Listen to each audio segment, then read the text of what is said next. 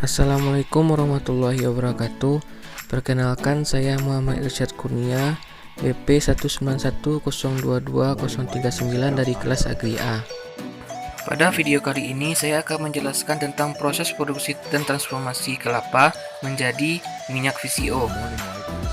Pertama-tama kita harus mengetahui apa itu yang dimaksud dengan VCO. VCO adalah produk olahan dari daging kelapa yang berupa cairan berwarna jernih, tidak berasa, dan memiliki bau yang khas.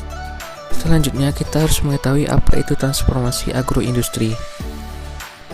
Jadi, transformasi agroindustri itu adalah perubahan pada suatu hasil pertanian yang menjadi bahan baku suatu produk, baik perubahan bentuk, sifat fisik, sifat kimia, dan fungsi, sampai bahan baku tersebut menjadi suatu produk baru yang memiliki nilai jual yang tinggi. Selanjutnya yaitu proses produksi VCO. Berikut bahan baku yang dibutuhkan dalam pembuatan minyak VCO. Bahan baku utamanya adalah kelapa. Dan yang kedua adalah air yang sudah dimasak. Selanjutnya adalah alat dan bahan yang lain yang dibutuhkan dalam produksi minyak VCO. Yang pertama yaitu mesin pemarut kelapa. Yang kedua adalah baskom yang digunakan sebagai wadah untuk meletakkan hasil dari parutan kelapa nanti. Yang ketiga yaitu plastik isi 1 kg atau 2 kg. Alat selanjutnya yaitu saringan santan. Alat selanjutnya yaitu corong. Peralatan selanjutnya yaitu gelas atau bisa juga botol kecil yang digunakan untuk menyimpan minyak VCO yang telah disaring. Dan yang terakhir adalah gunting. Proses produksi minyak VCO. Langkah pertama yang harus kita lakukan adalah bersihkan kelapa dari sabutnya dan kemudian belah kelapa menjadi 2 bagian.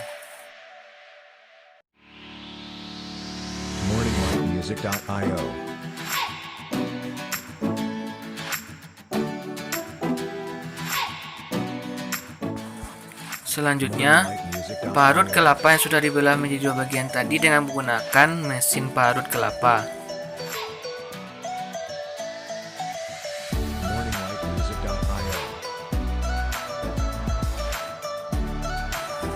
Inilah kelapa yang sudah selesai kita parut. Selanjutnya, campur kelapa parut tadi dengan menggunakan air, kemudian peras santan dengan cara yang benar, dan saring santan menggunakan saringan.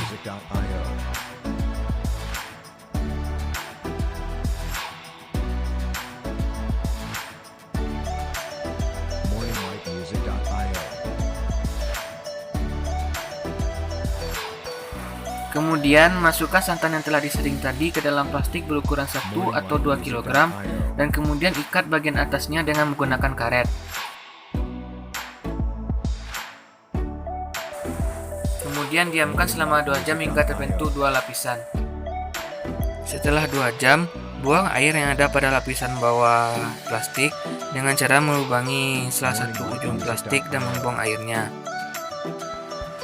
Kemudian masukkan santan ke dalam wadah yang sudah bersih. Kemudian diamkan selama 24 jam. Setelah didiamkan selama 24 jam akan terbentuk 3 lapisan. Setelah itu, ambil minyak VCO yang sudah terbentuk tadi.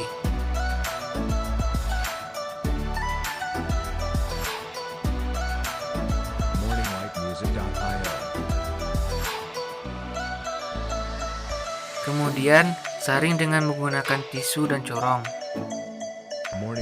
Inilah minyak VCO yang sudah selesai disaring.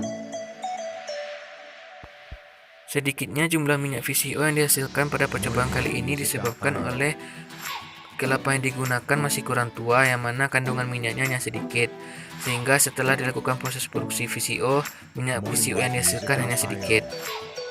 Proses transformasi yang terjadi saat produksi VCO. Yang pertama yaitu cutting, yaitu terjadi pada saat proses memotong kelapa menjadi 2 bagian sebelum kelapa diparut. Yang kedua yaitu milling, yaitu perubahan ukuran daging kelapa saat proses pemarutan menggunakan mesin parut. Yang ketiga yaitu proses mixing, yaitu saat proses pencampuran air dengan kelapa yang sudah diparut untuk memperoleh santan.